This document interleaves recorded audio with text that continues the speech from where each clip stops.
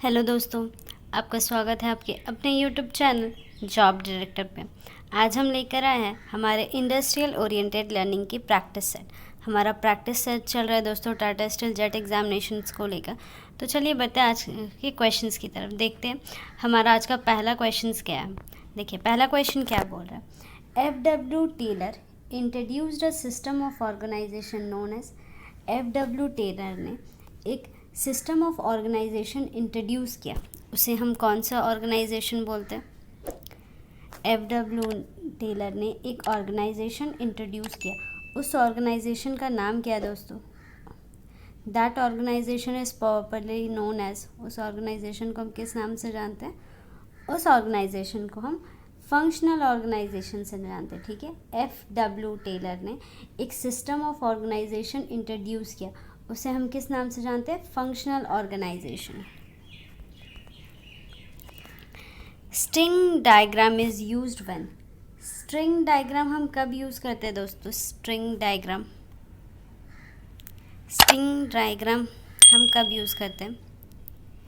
जब हमारा team of worker है ना, एक प्लेस पे काम कर रहा है, एक प्लेस पे वर्क कर रहा है, तब हम क्या यूज़ करते हैं? हमारा स्ट्रिंग डायग्राम। ठीक है, देखिए यहाँ पे क्या हो जाएगा, यहाँ पे जो हमारा ऑप्शन नंबर ए है, team of worker is working at a place.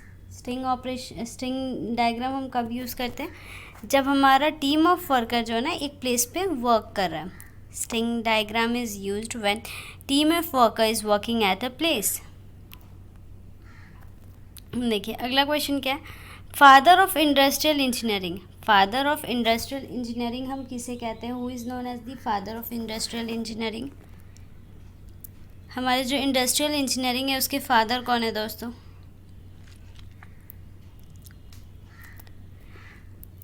ये हो जाएगा हमारा Gantt, that is option number B, Gantt. Father of industrial engineering is Gantt.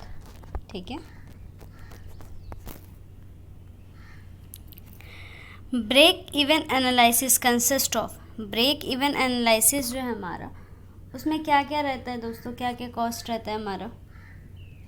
Break even analysis जो रहता है कंसिस्ट ऑफ। ब्रेक एनालिसिस क्या क्या चीज़ का कंसिस्ट ऑफ रहता है? ये हमारा fixed expenses, variable cost, sales revenue. ठीक है, फिक्स एक्सपेंसेस, वेरिएबल कॉस्ट जो है और सेल्स रेवेन्यू है, इन तीनों का जो कंसिस्टेंस है वो क्या कहलाता है? ब्रेक इवन एनालिसिस कहलाता है। उसका करेक्ट आंसर क्या हो जाएगा? Option number D. In the Emerson efficiency plan. Emerson efficiency plan में दोस्तों, a worker receive only his daily wages and no bonus is play till his efficiency reaches. देखो यहाँ पे, देखिए यहाँ पे क्या बोल रहा है। इमर्शन एफिशिएंसी प्लान के अकॉर्डिंग में एक वर्कर को सिर्फ उसका डेली वेजेस दिया जाता है। ठीक है, उसको कोई बोनस नहीं दिया जाता है। कब तक? जब तक उसका एफिशिएंसी कितना % तक ना पहुँचे, बताइए।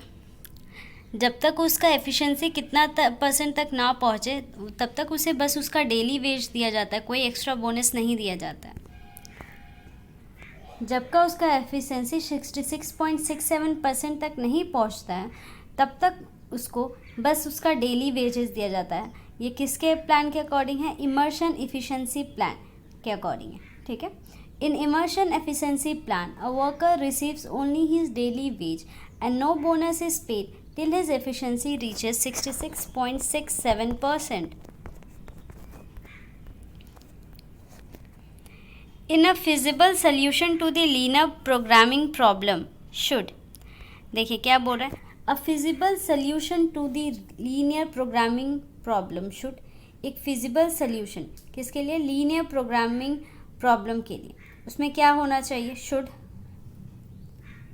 उसमें क्या होना चाहिए? तो यहाँ पे हो जाएगा हमारा option number C, should satisfy the problem constraints and non negativity restrictions. ठीक है, एक फिजिबल सोल्यूशन जो होगा वो लीनियर प्रोग्रामिंग कोई प्रॉब्लम है, उसमें जो हमारा फिजिबल सोल्यूशन होगा उसमें क्या होना चाहिए? उसमें वो शुड सेटिस्फाई द प्रॉब्लम कॉन्सेंट्रेंट, जो प्रॉब्लम कॉन्सेंट्रेंट्स है उसको सेटिस्फाई करना चाहिए और नॉन नेगेटिविटी रिस्ट्रिक्शंस होना चाहिए। In pre-perpetual inventory control, the material is checked as it reaches its in perpetual inventory control में जो मटेरियल को है चेक किया जाता है, कब चेक किया जाता है? जब वो अपने मिनिमम वैल्यू तक रीच कर लेता है तब उसको चेक किया जाता है, ठीक है। In perpetual inventory control the material is checked as it reaches is minimum value, जैसे ही वो मिनिमम वैल्यू तक पहुंच जाता है तब उसको चेक किया जाता है। A work study is done by means of, work study जो है, work study is done by means of, किसके मीन्स ऑफ जो वर्क स्टडी हम लोग करते हैं? Work study is done by the means of stop watch, किसके means है? Stop watch. Work study is done by the means of stop watch, तो option number सी जो होगा वो यहाँ पे करेक्ट आंसर हो जाएगा। देखिए अगला क्वेश्चन क्या बोल रहा है, अगला क्वेश्चन बोल रहा है pick out the incorrect statement, ठीक है। यहाँ पे 4 स्टेटमेंट दिया ना दोस्तों, तो इनमें से कौन सा स्टेटमेंट हमारा इनकरेक्ट है उसे हमें पिकअप करना है। तो चलिए पहले देख लेते हैं कि हमारा स्टेटमेंट क्या क्या दिया हुआ है। स्टेटमेंट दिया हुआ है कि an activity of the project is donated bye an arrow on the network. क्या बोल रहा है? एक्टिविटी, एक प्रोजेक्ट का जो एक्टिविटी होगा उसको हम कैसे डोनेट करते हैं? एरो के थ्रू, ठीक है। अब नेक्स्ट बोल रहा है, तो ये तो स्टेटमेंट हमारा करेक्ट है ना, हम तो एरो के थ्रू ही डोनेट करते हैं। देखिए नेक्स्ट क्या बोल रहा है, the tail of the arrow indicates the start of the activity. ये मैंने एक आप लोग को एक हमारा सेट पेपर्स में बताया था ना कि एरो का जो टेल होता है वो हमारा स्टार्ट ऑफ द एक्टिविटी को इंडिकेट करता है और एरो का जो हेड होता है वो हमारा एंड ऑफ द एक्टिविटी को इंडिकेट करता है, ये बताया था ना। तो देखिए स्टार्टिंग का हमारा तीनों जो स्टेटमेंट है वो तो करेक्ट हो गया, तो बचता है ये हमारा चौथा स्टेटमेंट। चलिए चौथा स्टेटमेंट को देखते हैं। चौथा स्टेटमेंट क्या बोल रहा है, the arrows are drawn to scale from left to right, arrows जो है लेफ्ट टू राइट ड्रॉ किया जाता है, तो ये जो स्टेटमेंट हमारा इनकरेक्ट है, ठीक है। तो ऑप्शन नंबर डी हो जाएगा इसका correct answer. O in an PERT CPM chart represent, PERT या फिर सीपीएम चार्ट में हमारा ओ क्या रिप्रेजेंट करता है दोस्तों? ओ हमारा क्या रिप्रेजेंट करता है?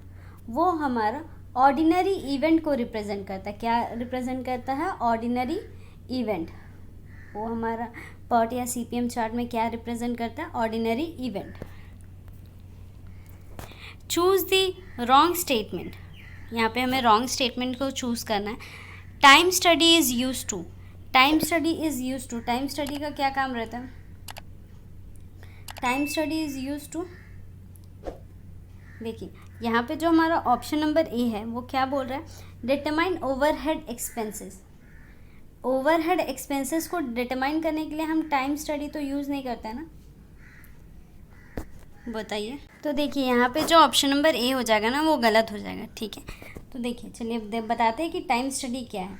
टाइम स्टडी हमारा जो होता है दोस्तों एक स्ट्रक्चर्ड प्रोसेस होता है, ठीक है। टाइम स्टडी जो है एक हमारा स्ट्रक्चर्ड प्रोसेस है of indirectly observing and measuring human work, ठीक है। उसमें हम ऑब्जर्व करते हैं और मेज़र करते हैं ह्यूमन वर्क को, किसका? एक टाइमिंग डिवाइस का यूज़ करके, ठीक है।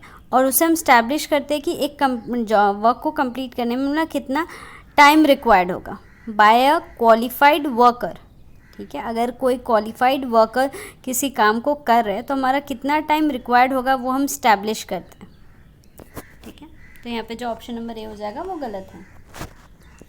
Interchangeability can be achieved by, देखिए क्या बोल रहा है, द इंटरचेंजेबिलिटी, इंटरचेंजेबिलिटी कैसे अचीव किया जा सकता है? Interchangeability is